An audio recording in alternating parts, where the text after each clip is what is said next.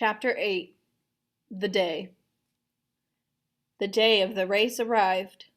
Little Willie got up early. He couldn't see out of his right eye. It was swollen shut. As he fed Grandfather his oatmeal, he tried to hide his face with his hand or by turning away, but he was sure Grandfather saw it just the same. After adding more wood to the fire, Little Willie kissed Grandfather, hitched up Searchlight, and started off for town. At the edge of their property, he stopped the sled for a moment and looked back at the farmhouse. The roof was covered with freshly fallen snow. A trail of smoke escaped from the stone chimney.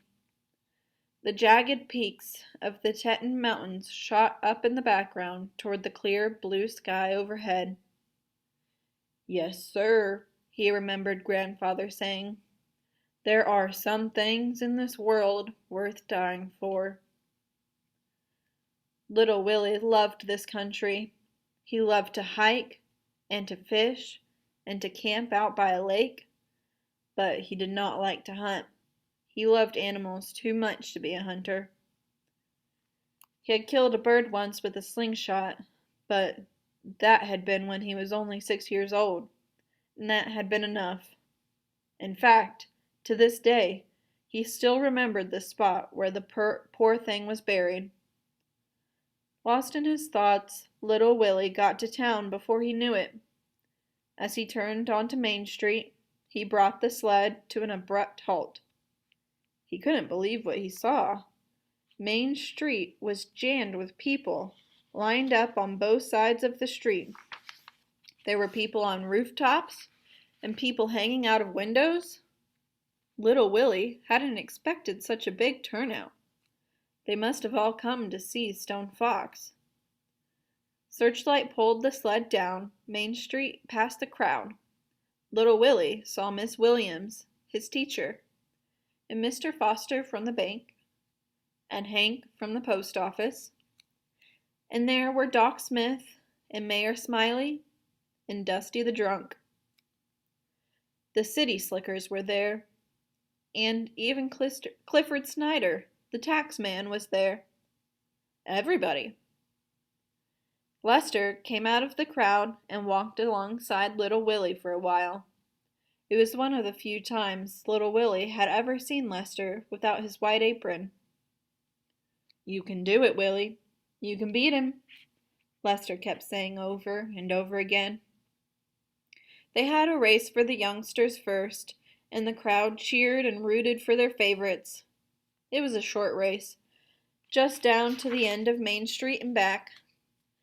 Little Willie didn't see who won. It didn't matter. And then it was time. The old church clock showed a few minutes before 10 as the contestants positioned themselves directly beneath the long banner that stretched across the street. They stood 9 abreast. Stone Fox in the middle, Little Willie right next to him. Little Willie had read all about the other contestants in the newspaper. They were all well-known mountain men with good racing records and excellent dog teams. But even so, all bets were on Stone Fox. The odds were as high as 100 to 1 that he'd win. Not 1 cent had been bet on Little Willie and Searchlight. "What happened to Willie's eye?" Doc Smith asked Lester. "Bumped it this morning when he got up, he told me. Just nervous. Got a right to be." Lester was chewing on his hand, his eyes glued on Stone Fox. "Big Indian," he whispered to himself. Although Little Willie's eye was black, puffy, and swollen shut, he still felt like a winner. He was smiling. Searchlight knew the route as well as he did, so it really didn't matter if he could see it all. They were going to win today, and that was final. Both of them knew it. Stone Fox looked bigger than ever, standing next to Little Willie. In fact, the top of Little Willie's head was dead even with Stone Fox's waist. "Morning, Mr. Stone Fox," little Willie said, looking practically straight up.